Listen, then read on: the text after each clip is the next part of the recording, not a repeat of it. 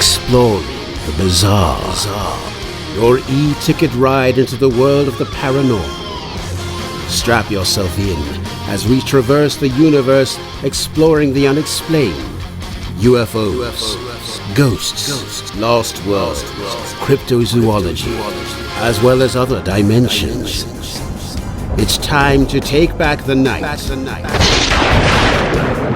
Now, your electrifying hosts of Exploring the Bizarre, Timothy Beckley and Tim Swartz. And it's another Thursday night on KCOR, and you are listening to Exploring the Bizarre. I'm Tim Swartz. Hopefully, Tim Beckley will be with us in a little while. So, unfortunately, you're not going to get to hear our little monologue that we usually like to do every Thursday night, or maybe that's a blessing for some people. I don't know.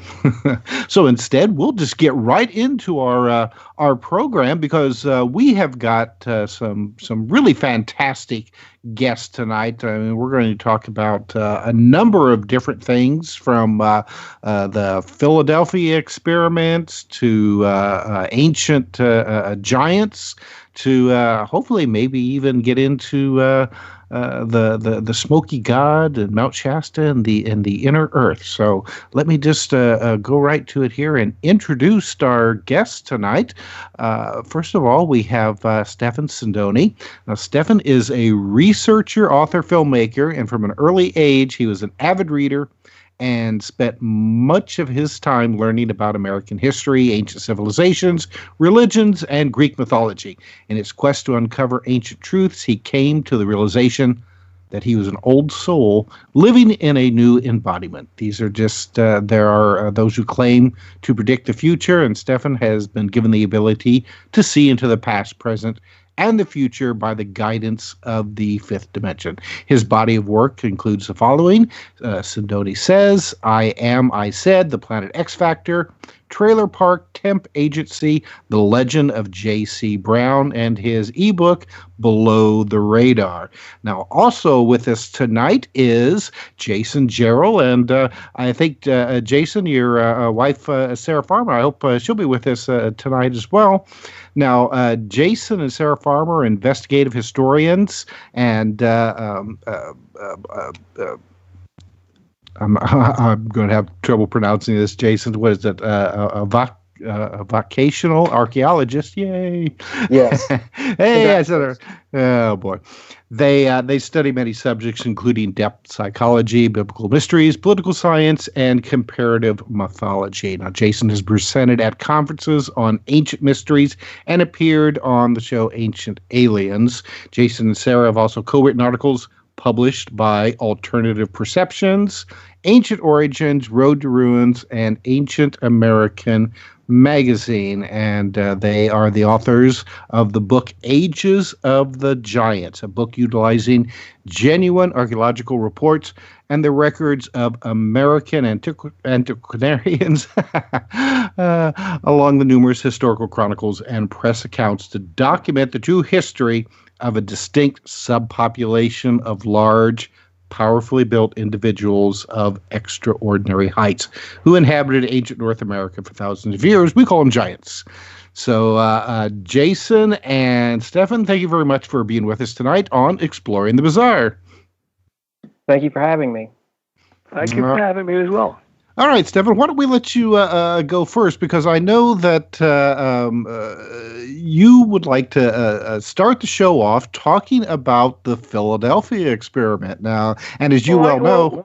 Well, what I can do is I will start talking about giants, because I think that will make it more entertaining. So I'm going to start with giants, and I'll end with the Philadelphia if I can. Go for it. Hey, both the Philadelphia experiment and giants, inner Earth mysteries, we love all of those subjects. So go right ahead. Well, the past is tied to the present, and the present is tied to the future. It's all one. So we will start with the past, because if we can understand the past, then we'll see where we're going. I'll start by telling the listeners my name is Stefan Abraham Sindoni. I grew up in Williamsburg, Brooklyn, which is in New York City and Brooklyn. My mother was a Portuguese Jew whose family migrated through England to Scotland. My father was Italian. And my grandmother of the Italian descent was born in Rome, about in a town called Formia, about 90 miles from Rome. My grandfather was from Sicily, a place called Milazzo, near Messina. Now, my grandparents, they didn't speak very much English, so I had to learn Italian to converse with them. And it was pretty difficult for someone, whose first language wasn't Italian. But I grew up a Roman Catholic, and my father, he wasn't religious at all. And there's a point to this story. My mother, who taught me scripture from the Old Testament and later the King James Version of the Christian Bible, taught me a lot of things about the Bible, which my biggest interest of it was stories about giants in the Old Testament. There were at least 80 times in the Old Testament that giants were mentioned. So this piqued my interest. One of the earliest mentions of giants could be found in the book of Genesis, chapter 14. The people were called the Amorites, and they were ranging in height from 6 foot to 30 feet in height. So that's pretty tall for giants in those days. The giants were said to be descendants of the biblical Noah of the flood, coming through his grandson's lineage, Canaan, and this can be found in Genesis 10, verse 15 or 16. The Anakim was probably something people are familiar with hearing. They were perhaps the best known of the giants dwelling in the land of Canaan at the time of Exodus, and this can be found in Numbers 13:33. And I preface this because I want anyone listening to be able to see that, I cover things with facts, because when you talk about religious things, you want to be right, because a lot of things people want to believe blindly, so I can't believe blindly. I have to walk a fine line when it comes to fact and fiction. The Amorite, the Anakim, and the Nephilim, which is another one people might have heard of, were all described as giants in the Bible. The most renowned giant of all I can remember reading about was Goliath, the Philistine, that was slain by David. Goliath was said to have stood 9 feet 9 inches tall. So this is a big dude that we're talking about. As I researched the Old Testament even more, I found stories about the giants in the book of Samuel, chapter 16, verse 18, Samuel, chapter 21, verse 15 to 22, and even in Chronicles, chapter 20, verse 48. But after reading about the many accounts of giants and their interaction with the people in those times, I was more than curious about the origin of man. One of the questions I had was, where did these giants come from? Another follow-up question I had was, were these giants visitors from another planet? Could the giants be aliens? And how many biblical accounts can be interpreted as UFOs or alien visitations? The answer was pretty interesting. I came up with there were 10 accounts of aliens, new UFO accounts. We had Jacob's Ladder, the lines of Genesis, the Exodus, the ascension of Elijah, the angels of Sodom and Gomorrah, the sons of God, which were the line of Seth, and their interaction with humans, Zechariah and the flying scrolls, which was a UFO sighting, parting of the Red Sea, a phenomenal event, Ezekiel's wheel, which was depicted as a UFO, and the birth of Christ, where there were wise men who were guided by a light.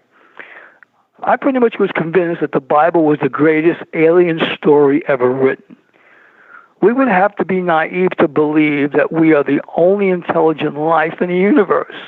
And so some of my earliest memories as a child were going to a movie theater to watch Saturday's triple features movies, for example, Gulliver's Travels, Jack and the Beanstalk, and Hercules. And all the movies that I was influenced by were all about giants, which I found kind of interesting. Some of my earliest memories as a child were of that. It was around that time I discovered a camcorder, a Kodak camera, and a 33 millimeter projector. And I was about 12 years old, and I was determined to become a cinematographer and create my own documentaries. To add to the great discovery, I had all of the manuals for each of the electronic devices. I would RTM, the acronym for read the manual, and teach myself cinematography, which became one of my greatest passions. And so I did that. Little did I know that years later I would take a job in Florida for a large electronics retailer and become a video sales counselor. And my area of expertise would become camcorders, television, and video products. It was a perfect job for someone who had a natural attraction to multimedia. In a couple of short years, I was producing television commercials and then later using my creative ability to create YouTube videos and creating personal websites. Moving the story along, in 2007, I was on the internet looking for ideas for a screenplay that I had planned to write when I came across a book written by Emily A. Frank. Many of the stories in this book featured Mount Shasta. But those of you who are unfamiliar with Mount Shasta, it is located in Northern California, just north of Redding, California. It's a mountain that is over 14,000 feet high. After reading the legend of J.C. Brown, I was magnetized by the legend. I then spent 3 to 6 weeks in the New York Public Library trying to run down the clues that I had read in the book to solve the legend. And I had a hunch that proved correct. I was able to discover the true identity of the man of the legend, and I figured out how it all came to be. But it was as though, Tim, I had firsthand knowledge of the life of J.C. Brown, alias John Benjamin Body. Mm-hmm. Continue.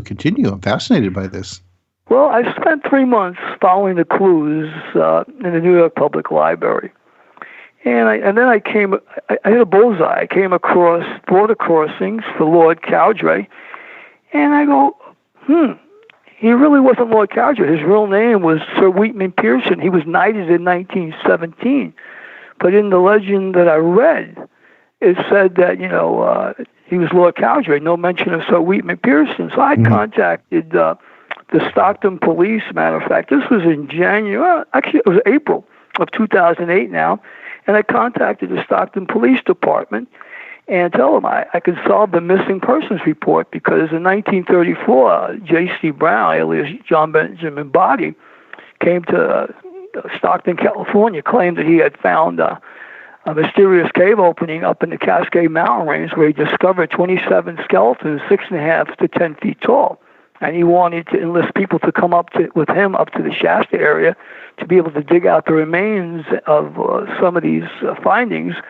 And then these people would get rich because of it. And he would keep the mummies that he found in one cave that were dressed in innate robes and appeared to be the king and queen of this civilization, which he believed to be Lemurian. So on the morning of June 19th of 1934, 80 people waited in vain for J.C. Brown to show up to take them off on this expedition, and the police were called, and people waited for vigil for about 48 hours to see, what happened to this man, but no sight. Nothing of him had happened, and people knew he disappeared, but they feared foul play, but nobody knew anything. So after reading the story, I became enthralled by it, Tim. And I said, I'm going to solve this legend. And so solving the legend is what I did. I contacted then the editor of the Stockton Record newspaper, who put me in touch with Mike Fitzgerald. And Mike Fitzgerald was very aware of the story of the legend of J.C. Brown. And after speaking to him, he said, how did you get all this information? I says, well, I only got excerpts of it from in a book. He says, well, much more than the book even talked about. So I didn't, let him know exactly how I knew what I knew. But I got his confidence where he sent me a PDF file, which I put up on my SindoniSays.com site, of the actual stories that were put out in the paper in 1934.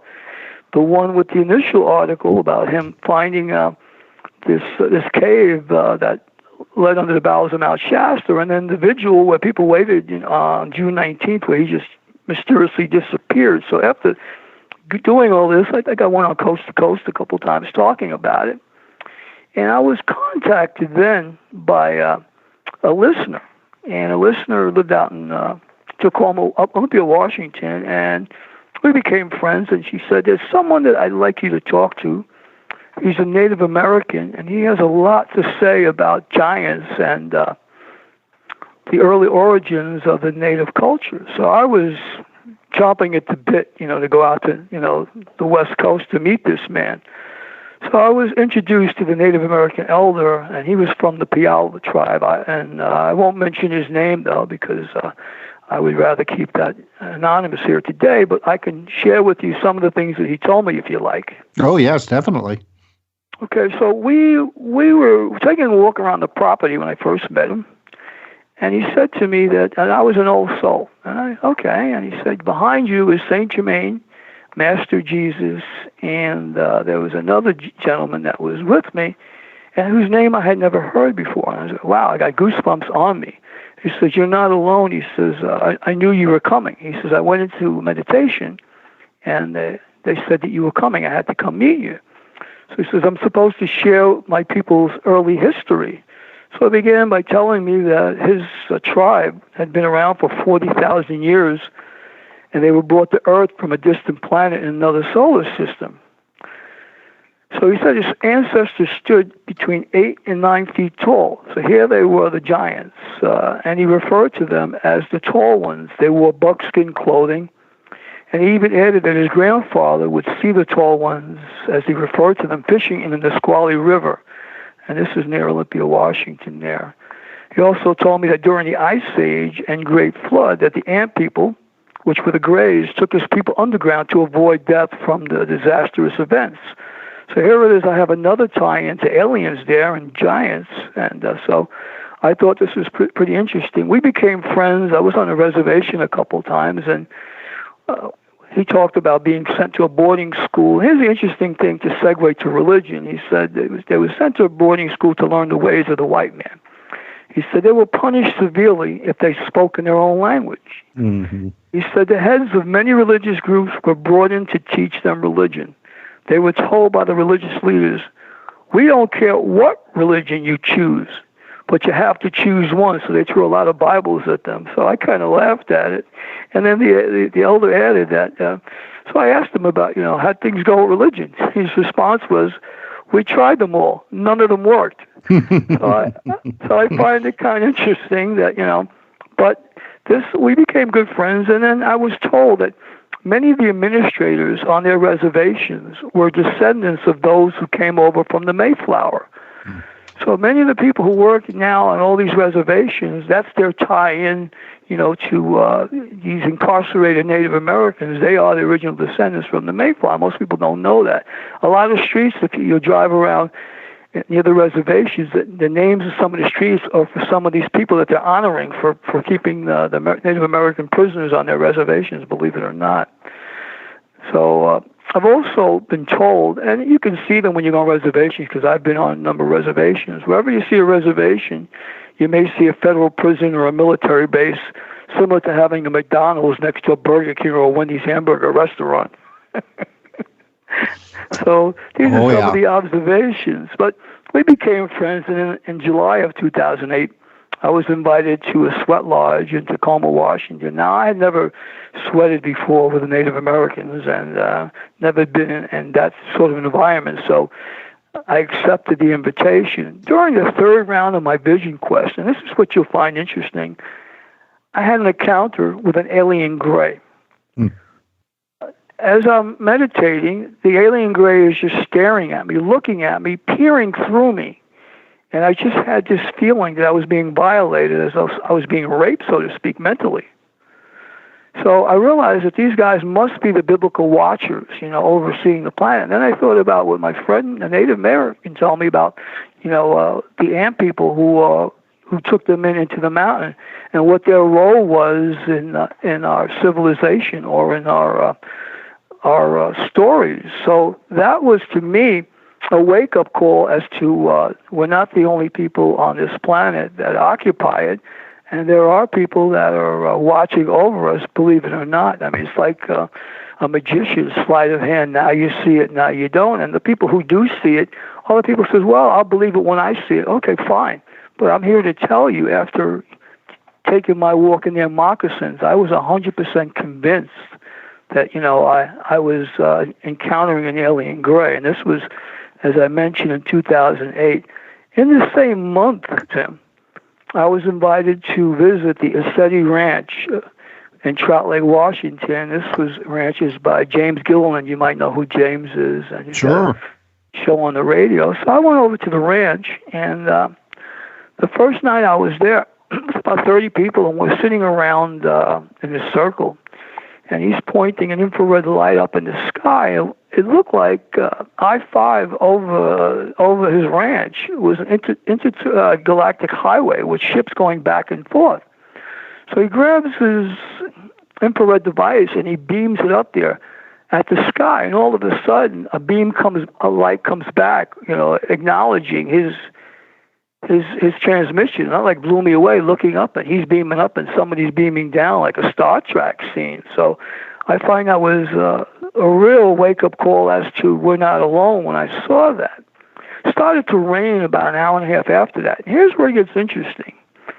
I went back to my tent, and it was when I went back to my tent, I saw a figure hovering over my tent, Tim, and the figure was about, I would say, 8 to 9 feet tall. So I got my flashlight real quick and opened the zipper, and I see the figure walking away from my tent back towards Mount Adams, and I'm looking at it, and it's staring back at me. It's wearing buckskin, and just as the Native American had explained to me, here is a tall one looking me dead in the eyes. Now, a girl who I was with was in the tent next to me, and she froze. So she was like looking at it, and she said that she pissed her pants because the thing just kept looking at her, and she first thought it was me, but then she says, wait a minute, Stefan's not almost 9 feet tall, you know? So she just froze there. So I went out looking around on the grounds there, and the dogs were barking. Everybody was out. This is probably about 11 o'clock at night after it had just stopped raining, and everybody's looking around. So the following morning, I talked to James, and I told James what happened.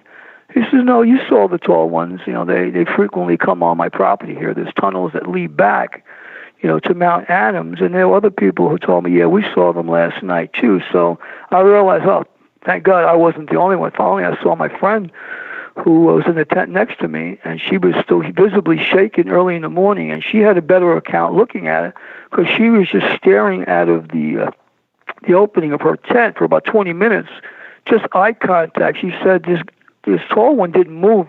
It just stood there, but it was picking her thoughts up. She said she didn't feel though it was threatening, but still she didn't feel like, hey, you know, I want to spend time here and have a conversation with this individual. So this was interesting where that would happen, but she felt intimidated. Yes, she did. Yeah. Mm-hmm. Well, I could see that, you know, if you would encounter somebody or something that was over 9 feet tall, I mean, you'd feel like a little kid almost, you know, cowering underneath the hand of your parents or something. Yes, you're exactly right. So then, right after the timeline that we spoke about, I decided that I was going to go back to New York, and during that time, I started doing some more research. All right, Stefan, I'm gonna hold you at that thought, and remember this: returning to New York because we have our bottom of the hour break to go to. So when we come back, we will continue our conversation with Stefan and Jason Jarrell on exploring the bizarre. So stay tuned.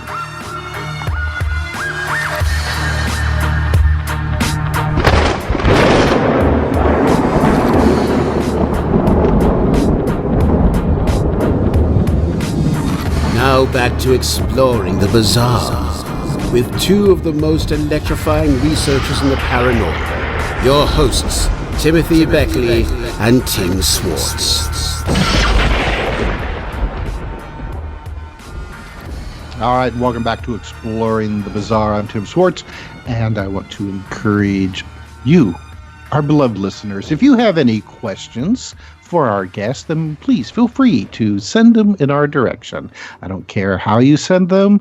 We want to hear from you. We want your questions. Our guests want your questions. We love to hear from you. So, however, you know, go to our chat room, send a text message, you know, go through Skype. Tina Marie, our wonderful producer, you know, she wants to hear from you as well. So, you know, I encourage that from everyone. So now let's bring Jason Jarrell into the conversation.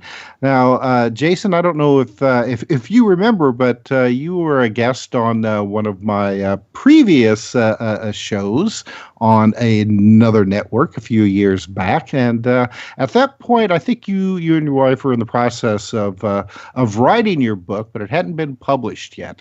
So now I'm really happy that we've got you on the show after your book has gotten published. But you know, I want you to tell our audience, you know, what got you interested in the whole subject of giants to begin with. Okay. Can you hear me all right? Oh, you sound great. Wonderful.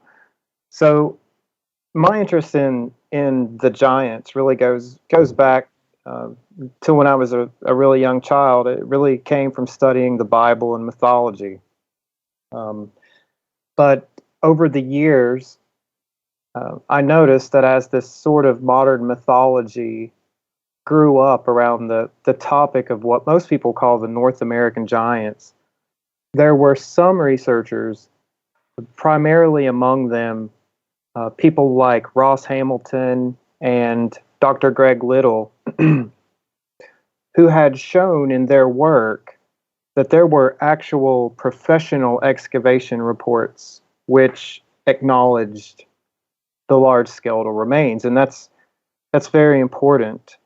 And when my wife Sarah and I began to study more on that, we decided about 10 years ago to launch, for our region of the country at least, the most in-depth investigation on this subject, I think, that had ever been done.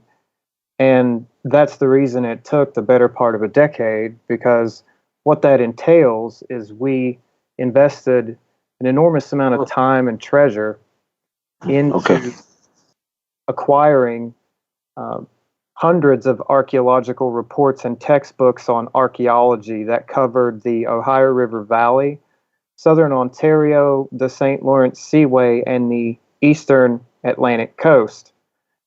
And what we found from all the literature that we studied was that these large remains had been documented since the 1800s by professionals, and then all the way up into the 20th century by mainstream archaeologists. In some cases, they were actually photographed in the archaeological reports.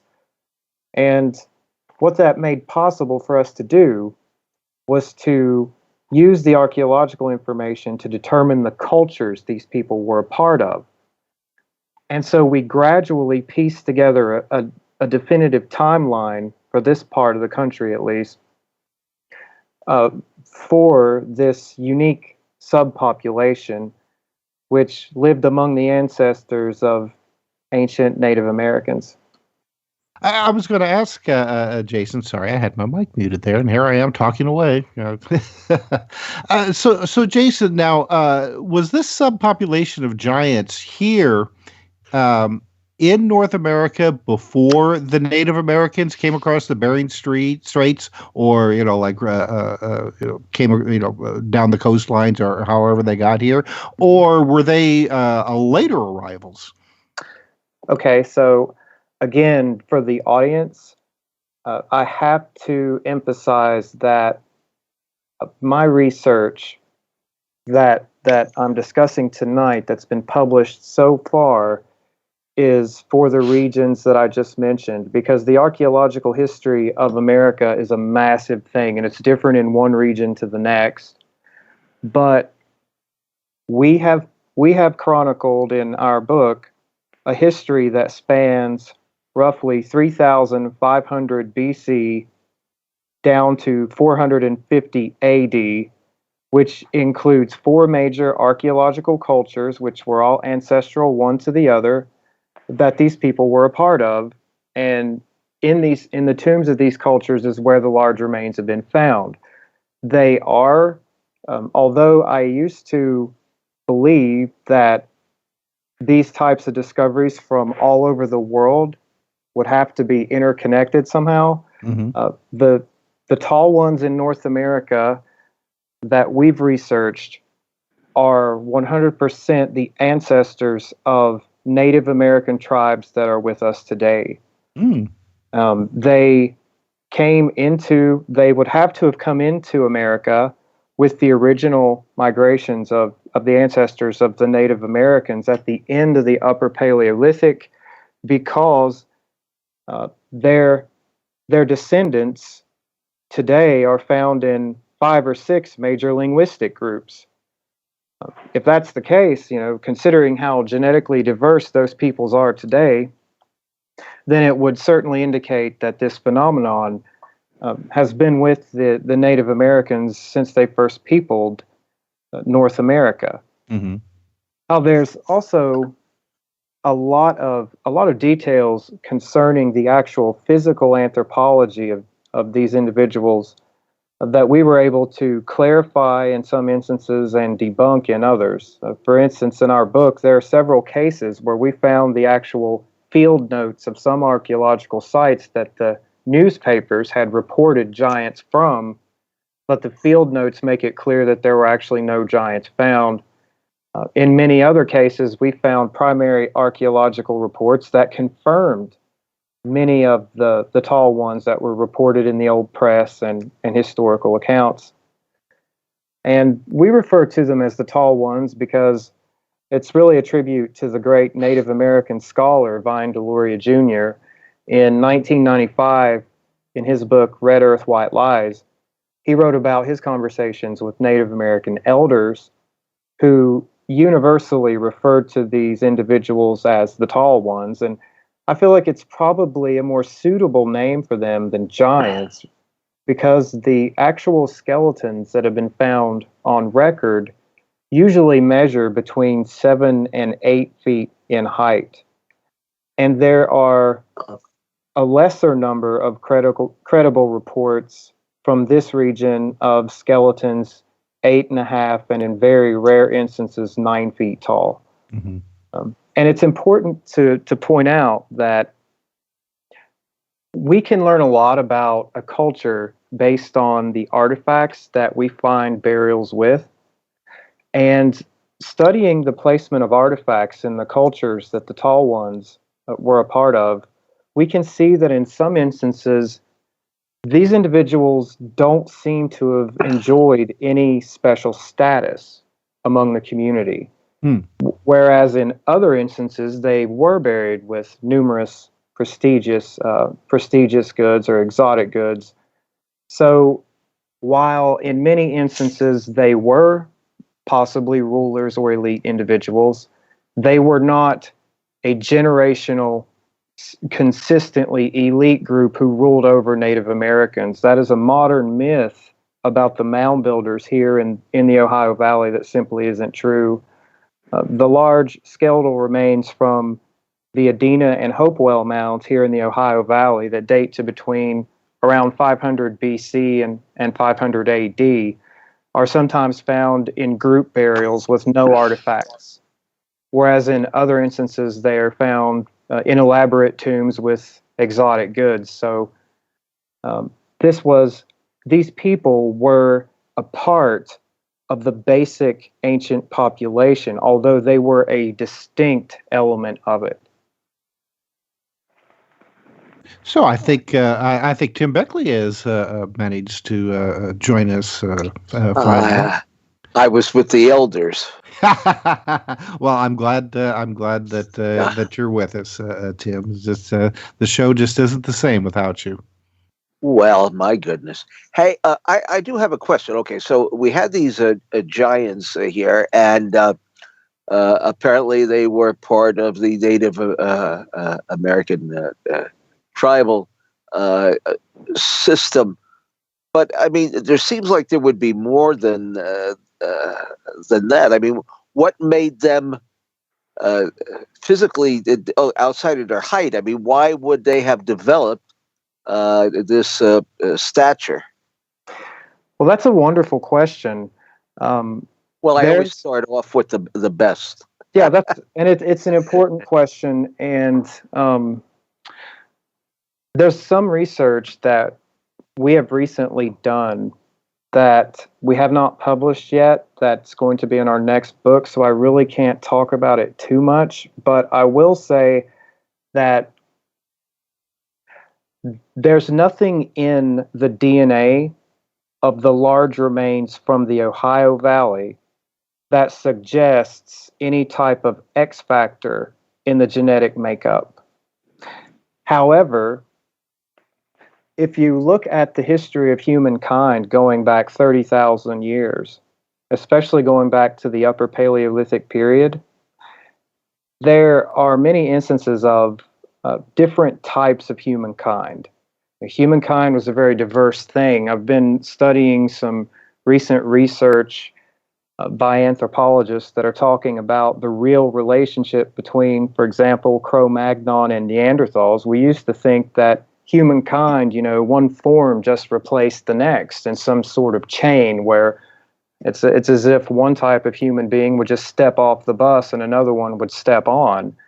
But now we know that around the world, actually, that humankind has always been a very diverse type of life form.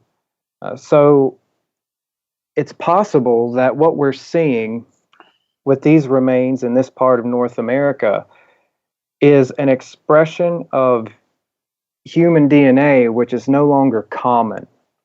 But that does not mean that it isn't something that could happen again.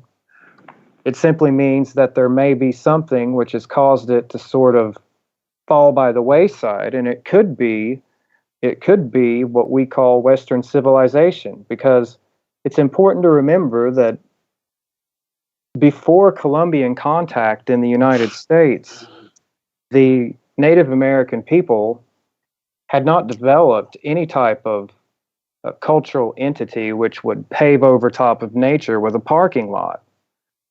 The life ways of the Native American people were distinctively different from ours. And during the ages of the giants, during the days of the old copper culture in the Great Lakes region and the Adena mound builders in the Ohio Valley, these people lived like basic hunter-gatherers. They lived off of white-tailed deer, they hunted their food, they fished, they gathered, and it could have something to do with the way that we live today. Maybe the question is, why are we so small? We know that there were very large, powerfully built people that could be considered giants among the ancient Celts.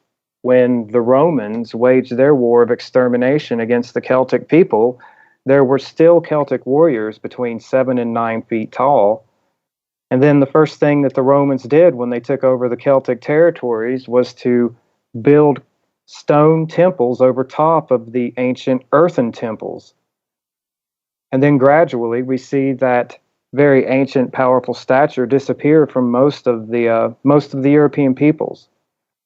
So it's possible that this is somehow connected to human genetics, genetic expression, and the interaction of the human entity with the environment. Well, how? Okay, we have these giants living amongst us. What percentage of the population were they? Well, they were, if we take into consideration the research of a very important archaeologist from the Carnegie Museum named Don Dragoo, who was the preeminent scholar on the Adena culture. They represented a good portion of the population, actually, because the Adena engaged in widespread cremation practices in addition to burying their dead relatively intact. So there are a lot of cremated burials in their mounds as well. And Don Dragoo made the comment that many of the surviving bones of the cremated burials also showed evidence of the large and powerful builds of what he called the unique physical type. So while we really can't tell exactly how many of these people had these unique features, we do know that it was a lot.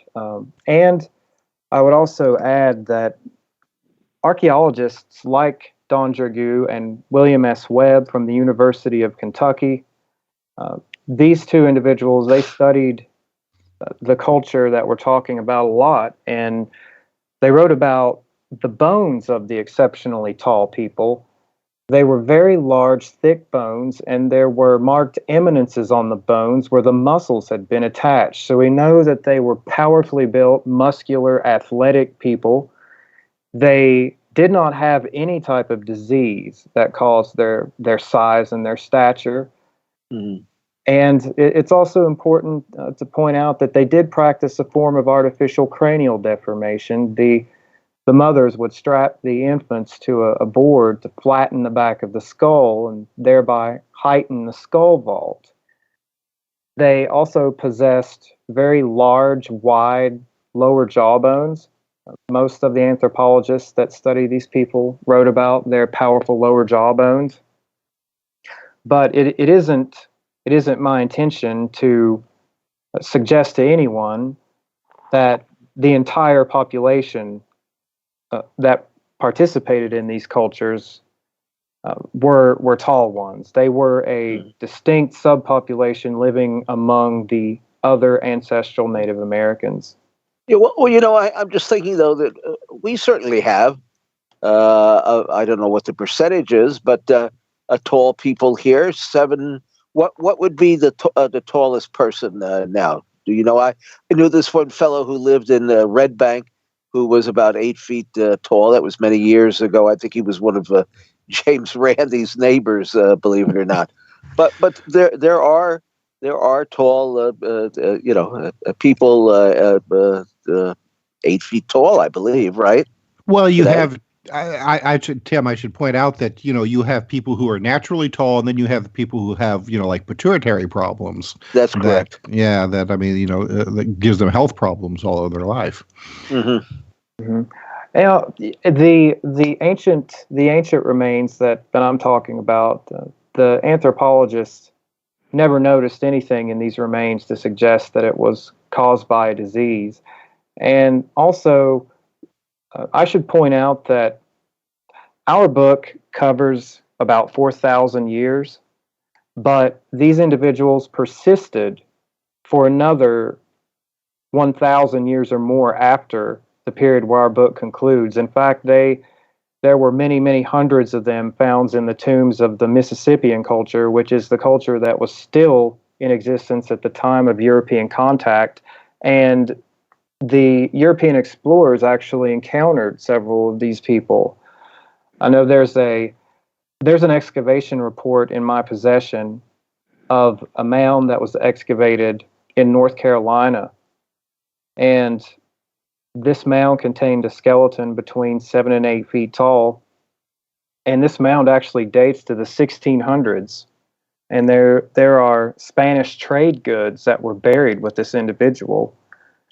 So this is an aspect of ancient Native American anthropology. As in terms of people today who are of exceptional height, if you were to go to AP Magazine online and look at the work of Dr. Greg Little. Oh, yes. Dr. Little has statistically debunked the idea that these were just, the ancient world's basketball players or occasionally tall individuals, and he did it using one single Adena mound group, and that's the one here in Charleston where I live, just using the sheer number of large skeletal remains found in this area. So I would point people who are curious about that to Dr. Little's essay on that. It's very good. We quoted it in our book at length, and I think that'll open a lot of people's eyes to the facts behind it. I've often wondered when it comes to the tall ones, whether or not they may have represented, like some kind of possibly, archaic subgroup of Homo sapiens, where, as you had said earlier, we're now seeing that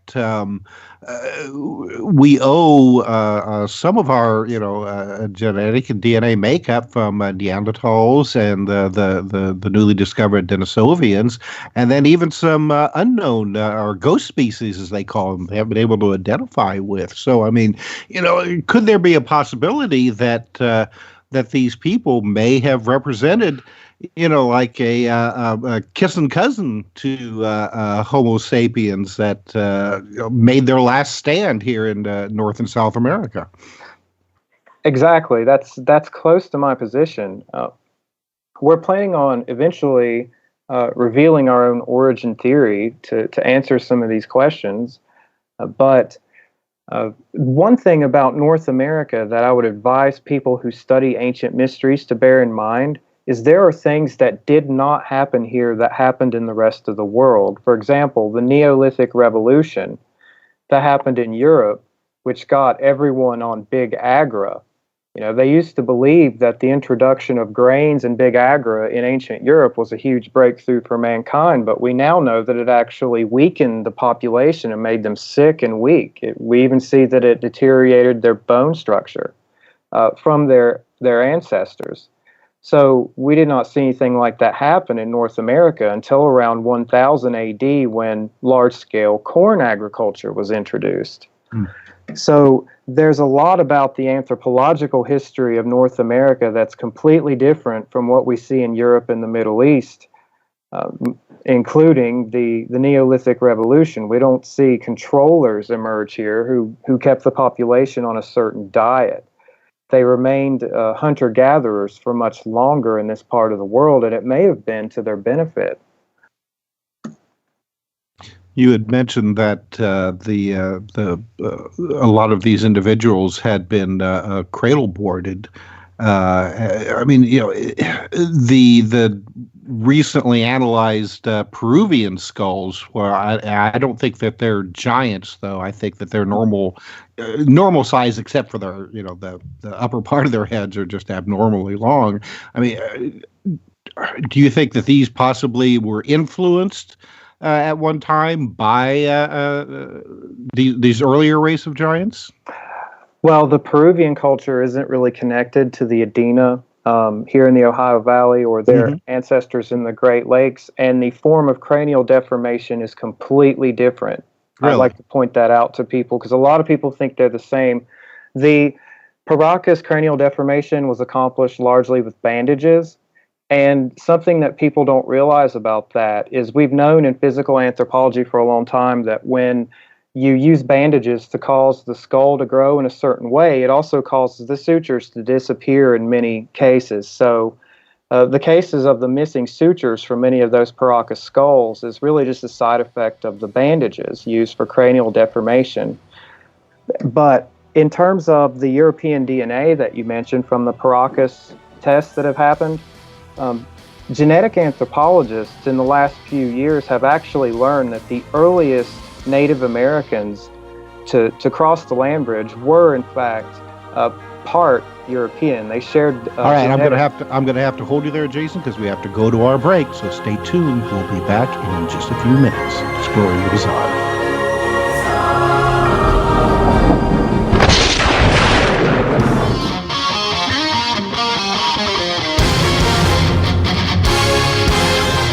Exploring the bizarre.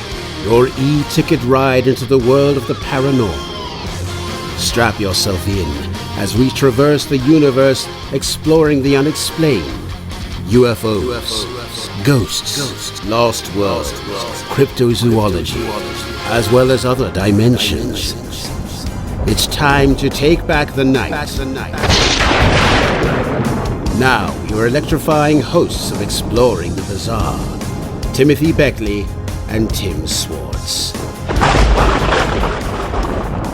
All right, welcome back to the second hour of Exploring the Bizarre. I'm Tim Swartz, along with Timothy Green Beckley, who has just crawled up from the inner earth. That's a long way to crawl. On your hands and knees, maybe? Yeah.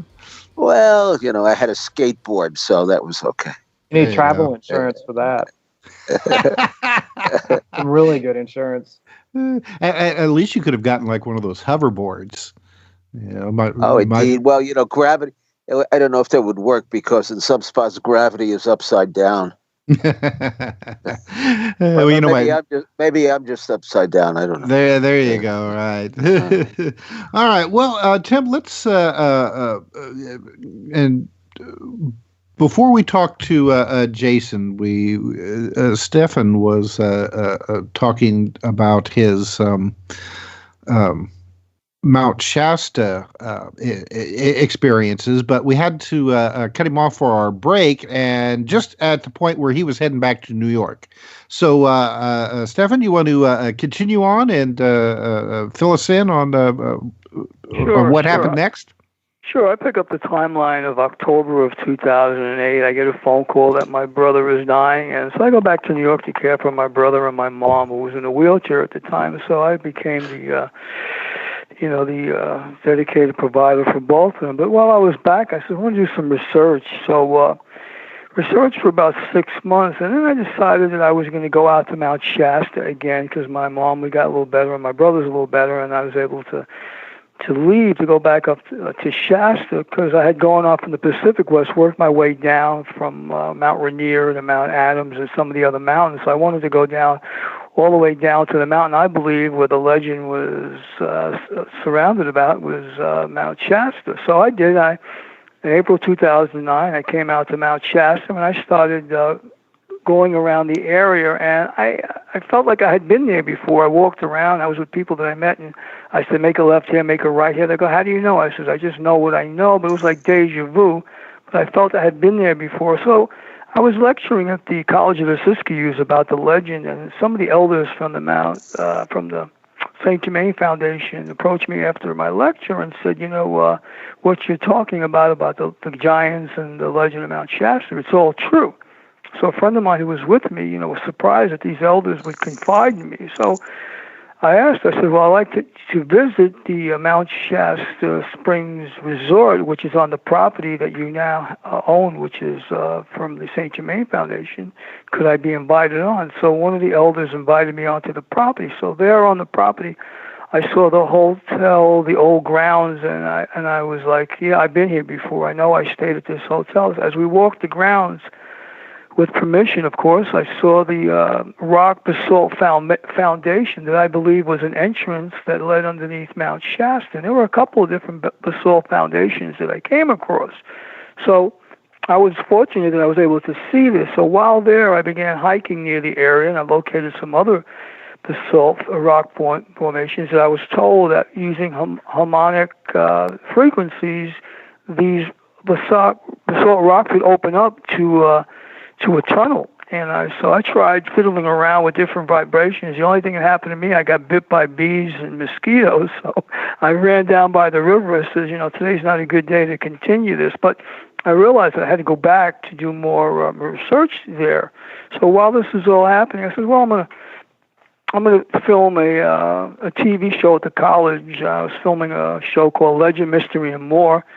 And during the filming of my shows, I would talk about what I would find in the area. Next thing I know, I find myself in July with a 2-page write-up in the Mount Shasta Herald newspaper. And all of a sudden, what I was doing was no longer really a secret. And I had people follow me around town.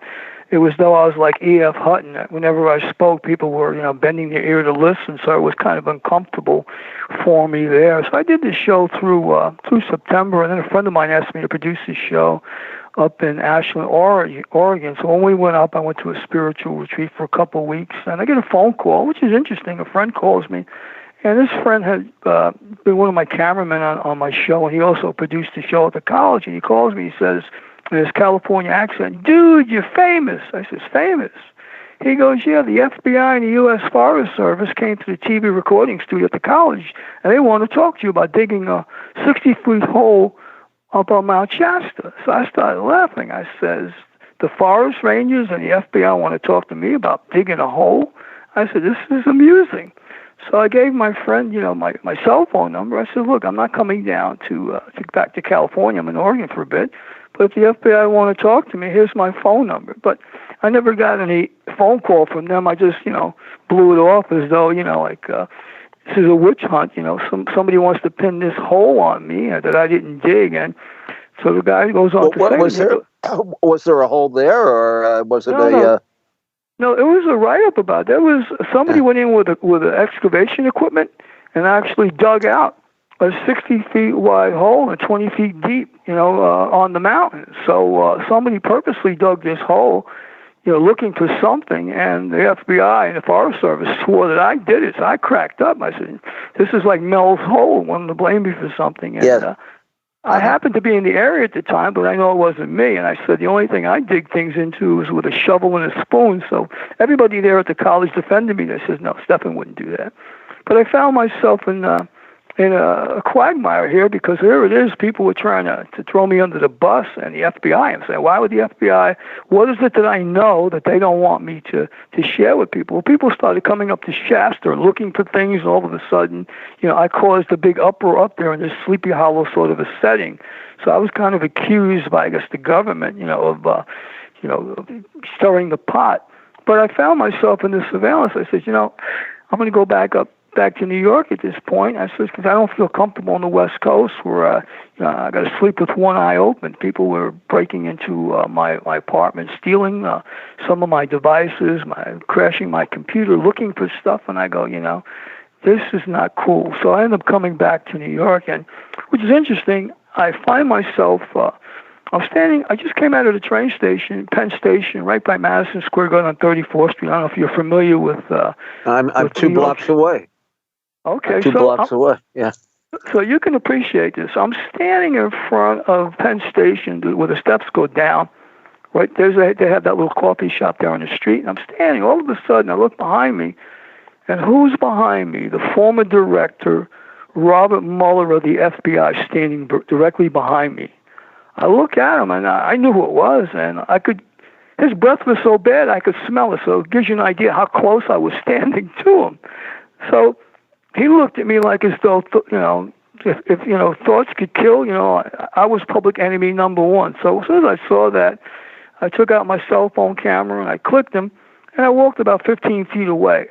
Who do I see now? I catch the assistant director of New York, Joseph Damaris, only a few feet away, standing by the wall, acting coy with a gym bag, and now he's got me under surveillance. So I take out my cell phone camera again, and I camouflage it.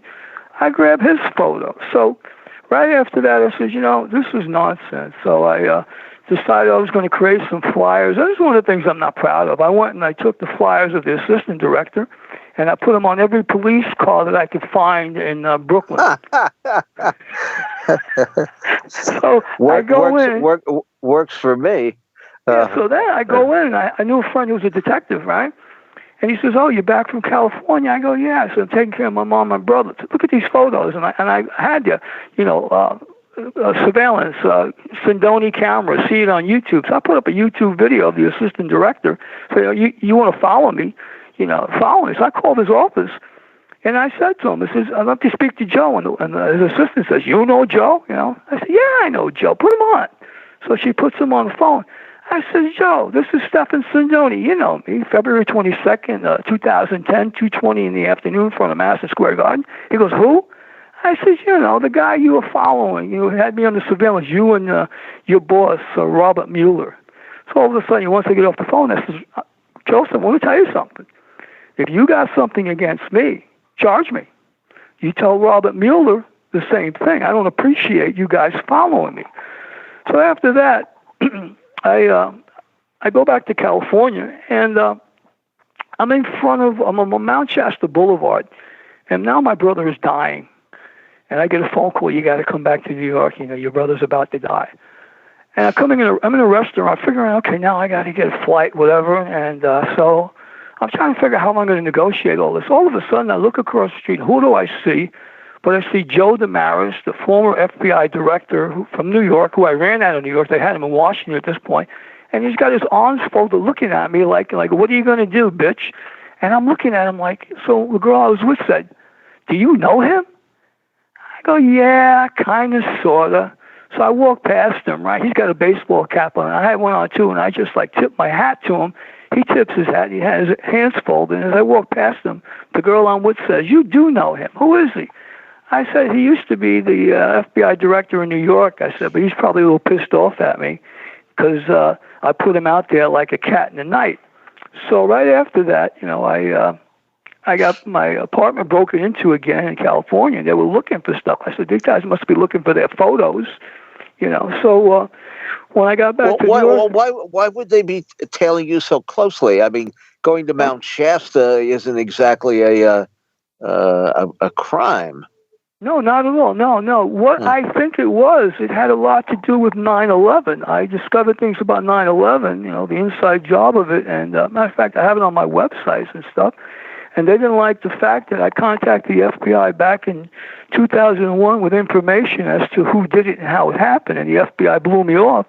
And Mueller was just given the job at that time to be the FBI director. So he was pissed off at me because, I could have evidence to prove that, this was done by a covert group.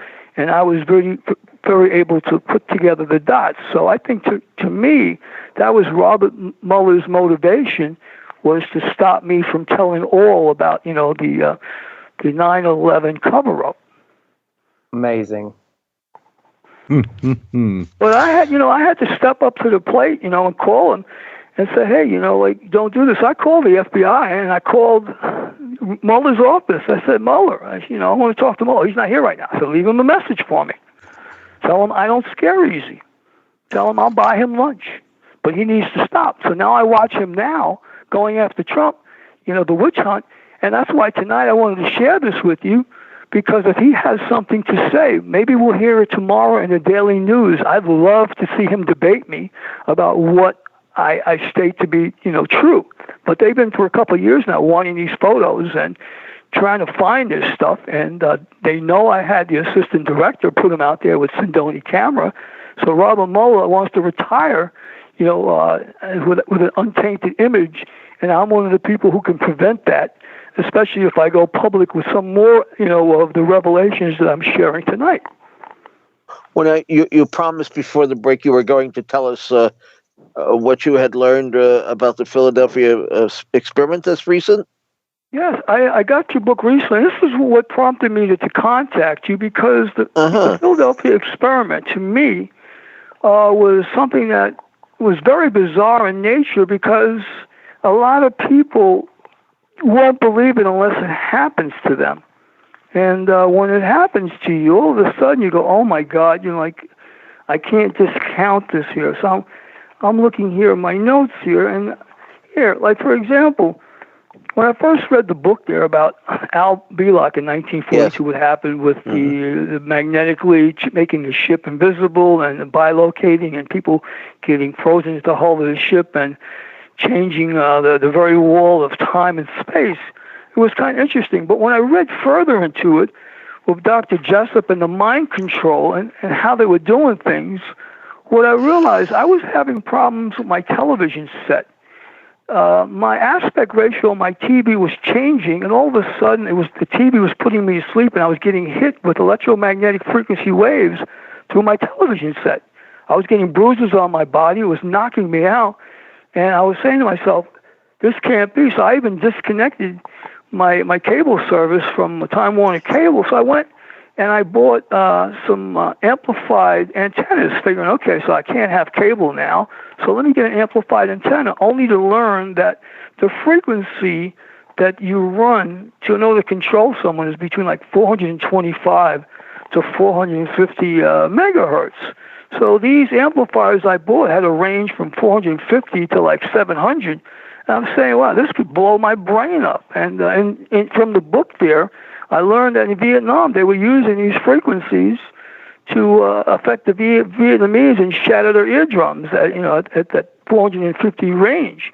So after learning this, I was able to determine by getting a bug detector. There was a guy sitting outside my window, and he was holding a handheld device using the antenna up on the building across the street from me, and that antenna was giving him the power to send EMF rays with emissions like radar, giving me like cancer type effects of my body. I went to a doctor, and the Chinese doctor I have said to me, "Do you work in a nuclear facility?" I said, "No." He says, "Well, you have the beginnings of cancer."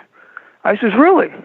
And then I realized this guy across the street was hitting me with these harmful rays. So I started to investigate more about, well, what do I have to do? So I ended up not using cable, no more internet, because they were like hacking my internet. And that's why I'm on the phone. I couldn't even have Skype anymore. They would disconnect all my electronics and come in all hours of the night and steal my stuff. I go, this is nuts. But the EMF rays, they were having people outside 24 hours a day sending harmful signals to me.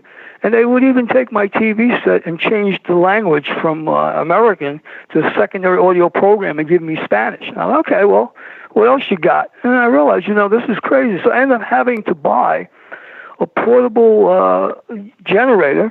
And now when I use my appliance, Tim, I plug my generator into my whether it's my TV, my computer, or whatever, to be able to use my product. So that way I don't have somebody hitting me through a wall plate. So whoever these people are, and I learned the people are, they're Jews, they're Hasidic Jews dressed in black. I'll call them the Black Hatters. And these guys are around New York. They don't work all day. And what they do is they have unsuspecting citizens under surveillance trying to hurt them, but no one would believe it because they'd say, oh, this guy is holier than thou. He's religious. Well, my name is Stephen Abraham Sindoni, and I can tell you that I am not anti-Semitic. My mother was a Jew, but when somebody's trying to hurt you, Tim, you got to call them on it, what they're doing. I have no problem when I'm telling you because I can back it up and show you with meters or show you what's going on. And the thing is, I want this to stop. Now, why it has to stop is because I'll give you a real good one. You've got the Empire State Building. You've got the Chrysler Building. You've got the One World Trade Center Tower.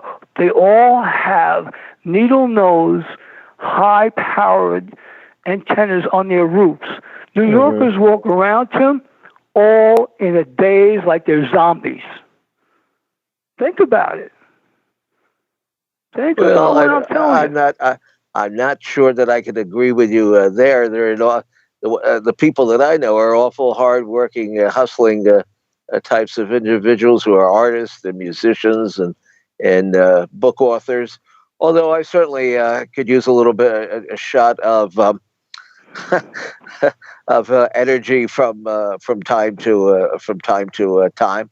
But I don't know. I'm not talking about ginseng. I'm talking about people going ahead and using electromagnetic frequency energy against people who don't drink the Kool-Aid. And I'm one of those. How do you know? How do you know if you're under? I would call that under the general category of being under a psychic attack or mental attack. Or well, I'll give you one. One of the ways you know is if you have dreams implanted in your head when you're sleeping, or have thoughts about wanting to hurt yourself, or all of a sudden you're watching a program and you want to cry, or you're sad, or you're upset, or you just get pissed off and you're angry. So they'll go ahead and change all your emotions. And this is all explained in your book there, The Philadelphia Experiment, and what they've done. But they perfected this to the point where a lot of people walking around have these handheld devices, and they're hurting people unbeknownst to the people that are out there walking the streets or in their homes, for that matter. Well, you say handheld devices. What are they? What are they made of? I mean, what do they do exactly?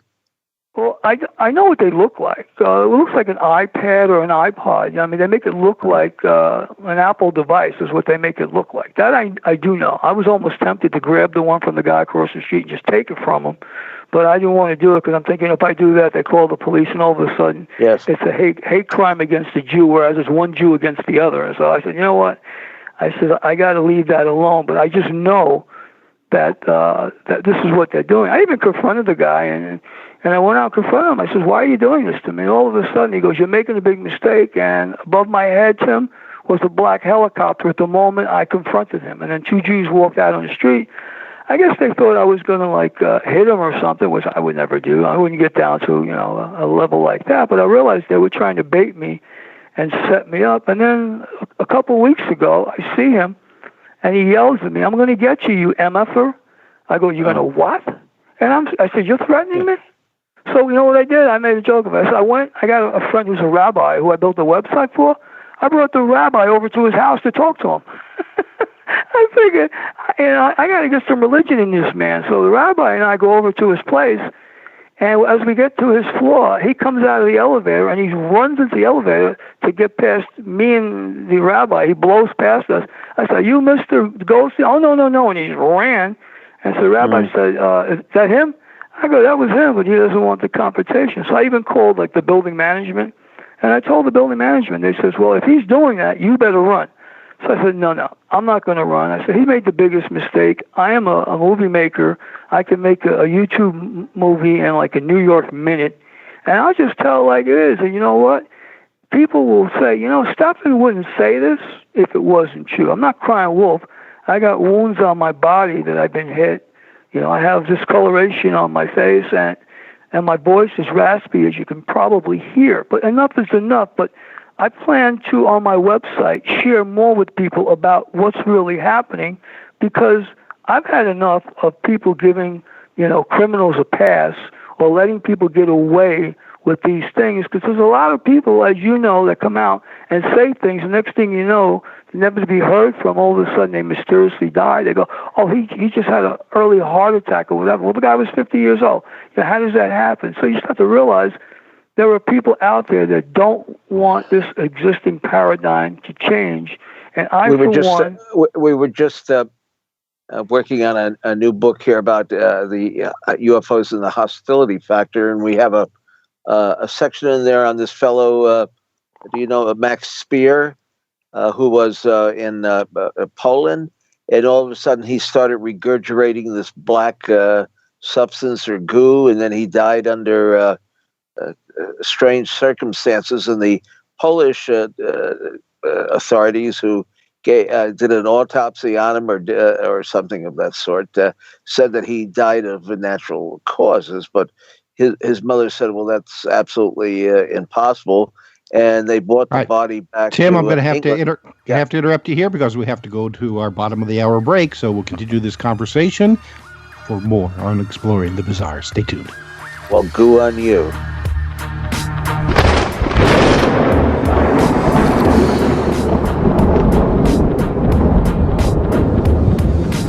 Now back to Exploring the Bizarre with two of the most electrifying researchers in the paranormal, your hosts, Timothy Beckley and Tim Swartz.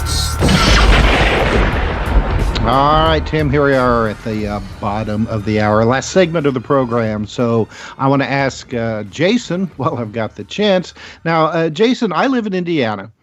And as you well know, I mean, we have a really rich history here of a lot of, especially in the 19th century, of archaeological digs uncovering the bones of the tall ones. And I mean, they were mentioned quite a bit in local newspapers and in archaeological magazines and reviews. But the critics, the skeptics of all of this say, well, all this, I mean, it didn't happen. It was just hoaxes. If they were real, where are the bones? Yes. Where are the bones? Well, first of all, Indiana is one of the most important states in researching this subject. I think in our book it has a prominent place in at least 3 different chapters. The tall ones were in Indiana for thousands of years. We have many instances of the large skeletons found in the tombs of the glacial cave culture in Indiana, which dates from about 1300 BC to around 500 BC. Between 300 BC and 500 AD, the Adena and Hopewell mounds and earthworks in Indiana, including the Adena mounds in the Whitewater Valley, yielded many large skeletal remains. So in terms of the bones, to begin with, the Smithsonian Institution does not have a warehouse housing the bones of these individuals. A part of our research involved actually getting access to the manuscript journals, the handwritten journals of the Smithsonian agents who did excavate the large skeletons in the late 1800s. And in many of these manuscripts, the agents mentioned that the bones were destroyed shortly after excavation. In some cases, they didn't know how to properly dig the bones out of the fire-hardened clay tombs that they had been buried in, and the bones were destroyed.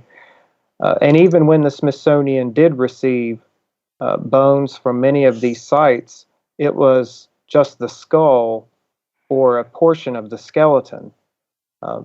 That being said, we have found several places where the bones of the tall ones, of at least a few of them, are probably still preserved. But none of those places are directly affiliated as an extension of the Smithsonian Institution. What I will say also is that several of the archaeologists and antiquarians that unearthed these skeletons photographed them. For example, if you were to look at Mounds for the Dead, a book by Don Dragoo published in 1963, there is a photograph of one of these large skeletons in the tomb. And the thing about this phenomenon is there's so many fake photographs and sensational stories on the internet that people go into it with unrealistic expectations.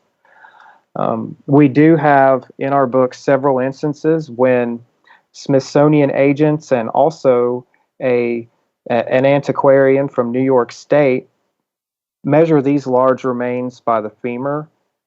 The femur measurements are really important because a lot of skeptics today say that these people, in the 1800s didn't know how to measure a skeleton. Well, they were measuring them with the femur bones. And with the femur measurements we found from the Smithsonian, it confirms several skeletons 7 and 8 feet, between 7 and 8 feet in height. And the skeleton from New York State, which came from a burial mound in New York State, if the femur measurements are correct for that skeleton that we found in the documentation, then that would have been an individual around 8.5 feet tall.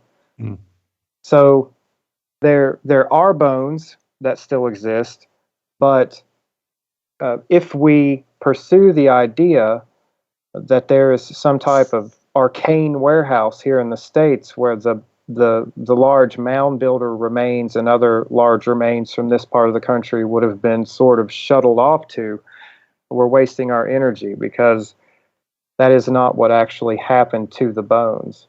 Well, now, has there been attempt by the Smithsonian and other institutes to cover up some of this? Yes. There has been.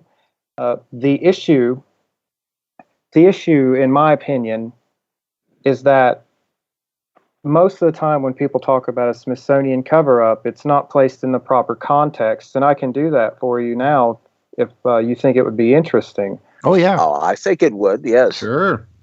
Well, first of all, no researcher is perfect, and this is just what we published in our book in an investigation that we did trying to determine really why this subject became so taboo. Because, when you look at it and you look at the evidence and what it actually is, you naturally wonder, well, why is this so controversial? And the only real way to answer the question is to go back to when the cover-up actually occurred. So during the 1800s, the Smithsonian and other anthropologists freely acknowledged these remains. You can find the documentation of many of the large skeletons in the Smithsonian's own reports in the 1880s and 1890s. Most of these are published on archive.org. But what occurred is that in 1910, a man named Elis Hrdlicka became the head of the Department of Anthropology at the Smithsonian. And Hrdlicka, who was an anthropologist from Czechoslovakia, Hrdlicka became the first giant's denier of influence. Hrdlicka attacked the idea that these remains had ever been found in interviews, and even in most of his scientific papers, he would insert some passage somewhere talking about how foolish the idea of these large skeletons was. And that's very interesting because by the time he became curator of the Department of Anthropology, the Smithsonian itself had documented many of these own remains in their own files. And under the guidance of Hrdlicka, the Department of Anthropology engaged in full-blown denial of the existence of the gigantic skeletons unearthed by its own agents in the late 1800s. And the key to understanding this, the key to understanding Hrdlicka, I believe, lies in the fact that he was a prominent member of the American Eugenics Society. Now, I don't know how much you guys know about the American Eugenics Society. Mm-hmm. but it was really the genesis of what people today call the New World Order. Right. Yeah, and Hitler was a big believer in genetics, was he not? Right, we'll get to him in a Yeah. moment. Yeah. Okay. The American Eugenics Society was funded by the Rockefeller, Carnegie, and Harriman families. The society wanted to eradicate the poor, minorities, and every bloodline in the United States that was not of Nordic or Anglo-Saxon descent. The program included the elimination of Native Americans, African Americans, Jews, Hispanics, and even Caucasians who were of Southern Italian and East European descent. Also on their list for termination was any family that had experienced more than one generation of poverty. And in order to achieve their goals, the American Eugenics Society needed anthropology. So what they did was they fully staffed the American Association for the Advancement of Science and the Smithsonian with eugenicists. And those eugenicists then set about rewriting prehistory and anthropology to create a type of hierarchy of human race with the ancestry of the races they considered pure at the top and the races that they despised at the bottom. Now, what's very important about this is one of the criteria that made one's own self related to a superior race was having ancestors of gigantic stature. And this is something that's been largely overlooked or simply not found in many of the documentations of this group.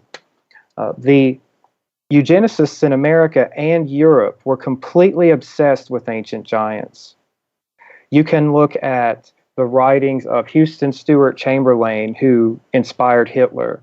You can look at Madison Grant, the great American eugenicist. You can look at their writings, and they always associate their own ancestors, who they called Aryans or Nordics, with ancient giants, including the ancient giants of the Bible, the Canaanites and the Amorites. So in the United States, the existence of these anthropologically superior people in Native American ancestry that had been recovered from the ancient tombs posed a problem.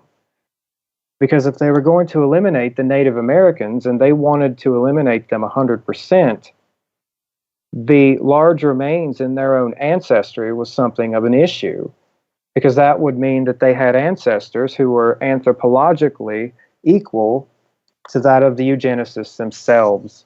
So how did they deal with that issue? Well, what they did at this point in time, the Smithsonian had enormous influence over the university circuit. And this is really the genesis of what we today call the peer review process. And they edited the existence of basically any skeleton that was more than 6 feet or 6.5 feet tall out of their own documentation. They refused to acknowledge them, and they refused to acknowledge them to the present day. But again, this doesn't make sense unless we put it in the proper historical context in which this happened. It happened at a time when archaeology and anthropology were being used in America and Europe as an excuse to decide who deserved to live and die based on a racial hierarchy. At the same time that this was happening in the United States, the early precursors of the Nazi movement, who were also funded by the Rockefeller Foundation, the Rockefeller family, they were busy forming a similar categorization for the ancient cultures in Europe. In fact, there were two major archaeological divisions of the SS. And the purpose of those archaeological divisions, one of which was headed up by Heinrich Himmler, was to find evidence of superior human beings at archaeological sites where they believed prehistoric Germanic people had been buried. So there was an obsession with determining whose ancestors were a part of what they believed in their sickness to be an ancient super race that eventually became known to world infamy as the Aryans. You ought to, have you done any actual writing on this? Yes, this is all in my book that we just published in December. There's an Mm-hmm. entire postscript that covers everything that I just mentioned, and it also covers a lot more territory. We have profiles of all the major players in American and European eugenics in the book, and we actually found quotes from those very people which confirm what I just shared with you concerning their belief system. So this is their words, not mine. You know, Tim, it dawns on me now that we actually found an old manuscript, and you did a cover for it, and I can't remember the title of the books, but it was on. It was written in Germany, I guess, around the time of the Second World War, or just before. Does that ring a bell? Yeah, it does, and I can't. I can't remember what the title was that we No, gave it. I had no idea, and I don't. I don't even think that we have a copy of the book. You know, we put it out as kind of a curiosity piece because the topic, from a scientific point of view, was very popular here from the turn of the century up until I guess World War II or shortly thereafter. There were a lot of adherents to that whole concept in theory, but can't remember what the title of the book is, and I think the printer went out of business a long time ago that did that one, and so it's unless I can buy one of my own books on eBay, it's gone into obscurity. Well, and it's not, if you can't find remember the title, you can't find the book even. Well, you know, it's interesting though because when he was talking about the groups of Nazi archaeologists who went like across the globe looking for evidence to back up their whole Aryan superior race type of theory. I mean, we've written about that extensively, especially when they went to places, say like Nepal and Tibet and possibly even Antarctica, looking for, say, like, Shangri-La or possibly, entrances to the inner earth to try to find that root race that they believe existed. That's what this was all about. The Nazis may have called it the root race based on Helena Blavatsky and several other people's work. But here in the United States, you had people like Madison Grant who simply rebranded them the Nordics. It's very important that people understand that. It was translated into an American form, and the anthropologists were so successful at lobbying the U.S. government to pass policies based on this idea that a barbaric period of American history began. Over 60,000 people in 27 U.S. states were legally sterilized. Some medical institutions were advised to use lethal neglect to basically murder patients who didn't have the right genetic pedigree. Well, we have found in our own research into the UFO phenomena that there is certainly a trace, or more than actual trace, of Nazi and Aryan philosophy that has filtered into the subject.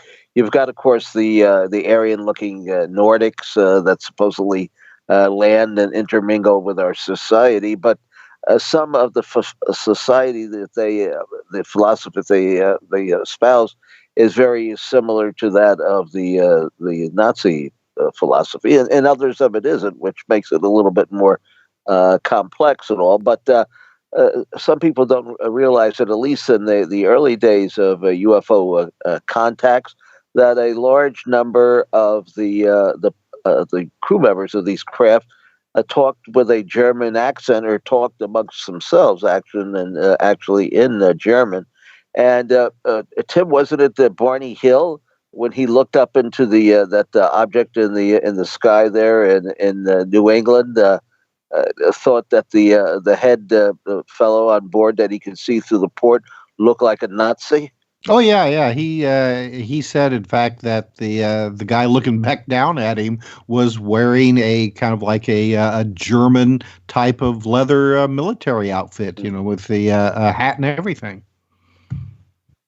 And of course, you have the stories that you've written about, Tim, down in the polar regions, where supposedly the Germans were in exile, and there's a group of giants that are supposed to be situated there, I guess, inside the earth. Of course, it's all kind of very speculative, and you kind of draw your own conclusions on this, but it certainly does tie in, and it's a fascinating, phenomenon in itself. If I can interject for a second, Tim, the book, The Smoky God, which shares the story of Olaf Jansen and his father. Oh, Jansen. Yeah, well, we have a 400-page edition of that one out. Yeah. Well, one of the things you need to do is then see my research on that, because I actually was able to find the Captain Angus McPherson, who was born and died in Scotland, who actually picked up Olaf Jansen. I was able to validate Olaf Jansen living in Chicago, and then moved into Los Angeles before he died, and telling the story to Willis George Emerson. So he did exist, and I was able to prove the man's existence. So it's something people can go on my Sindoni Says site to actually see, because there is an inner earth, hollow opening. If you go around Baffin Bay, it's some of the deepest waters in the world with the strongest currents. As a matter of fact, we even, in the 1960s, let off 4 nuclear warheads into that water to do what? And then they spent the next 9 months going down with ships there, and going down with submersible other devices to try to see if they can penetrate that area of the world. So there is things going on. Yeah. Well, and, I think we've published more books on the inner Earth and the hollow Earth mystery and the Shaver mystery than anyone. We probably have, Tim, close to 30 different titles. At least, we're coming towards the end. The midnight hour is approaching here on the East Coast, and we want to take it around the table one more time and have our guest of the evening to tell us where the listeners can get a hold of them and find out more. So why don't we go ahead with the giants and find out where the website is, and what the books are, and how we can get more information. Okay, well, my website is paradigmcollision.com. You can actually read a lot of the articles that I've written and my wife Sarah's written for free on the website. The book is called Ages of the Giants, A Cultural History of the Tall Ones in Prehistoric America, and you can get it on lulu.com. That's LULU.com. And I'm also on Facebook if anyone would like to connect, if anyone's still there in light of the Zuckerberg fiasco. Well, I want to know what I want to know is, what information do they have on me that everybody doesn't know already? I mean, probably your shoe size. Well, actually, that they probably do, because I order all my shoes from Amazon, and once you buy something, which is kind of a peculiar thing, when you buy something, that's when they try to sell the item that you've already bought to you. They've got it. Somehow they have it backwards. Anyway, how do we find out about the Philadelphia experiment and the inner Earth and your information? Well, it's pretty easy. It's go to my website, Sindoni Says, SINDONISAYS.com. I've got hundreds of videos there. Also, hollowearth.webs.com. I've got free books on my website, Below the Radar. If you want to know what Edward Snowden didn't tell you, please get the free book. I have books there to help America wake up and to know what's really going on. Because at this point, Tim, the mind is like a parachute. It only works if it's open, but I can't give anybody a pass just because they're tenured and they have a degree and they get paid to lie. Well, I don't know. There's so much going on here. Everybody has their own opinions on the political scene today. Nobody seems to take a neutral seat any longer. And Tim, what are you going to be up to? Oh, You know what I wanted to do, though, is dedicate this show to Andre the Giant. Speaking There you of go. real giants, his documentary about his life just previewed on HBO, and it's very good. I saw it the other night, and it made me laugh and made me cry. One of the great sportsmen and entertainers of all time. Next to you and I, Tim. That's Here, right. Well, here. all right. Well, thanks everyone, and good night. Tina, good night. Peter, good night. Carol, good night. Helen, good night.